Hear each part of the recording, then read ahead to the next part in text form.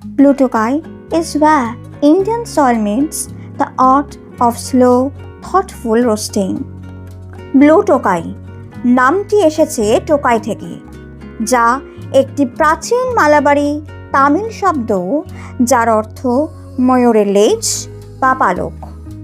আর coffee রোস্টার্স বলতে বোঝায় তারা কাঁচা কফি বীজ সংগ্রহ করে এবং নিজেরাই তা রোস্ট করে, যাতে কফির বিশেষ স্বাদ ও সুগন্ধ ভালোভাবে ফুটে ওঠে।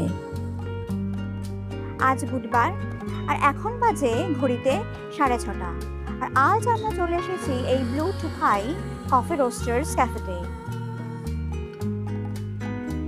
So let's go inside.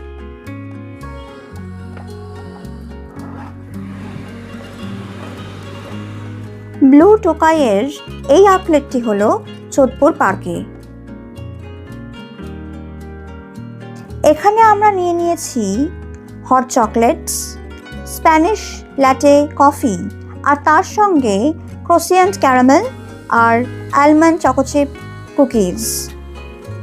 এখানকার পরিবেশ সাধারণত শান্ত, আরামদায়ক ও নান্দনিক, যেখানে আধুনিক কাঠের তৈরি মিনিমাল ডিজাইন ও উষ্ণ আবহে বসে মানুষ নিরিবিলিভাবে কফি উপভোগ করতে পারে। সব মিলিয়ে এই নামটি বোঝায় ভারতের উৎপাদিত কফি, যা যত্ন সহকারে রোস্ট করা হয়, যেখানে গুণমান, উৎসের স্বচ্ছতা এবং কারিগরি দক্ষতার প্রতি গুরুত্ব দেওয়া হয় গণ উৎপাদনের পরিবর্তে।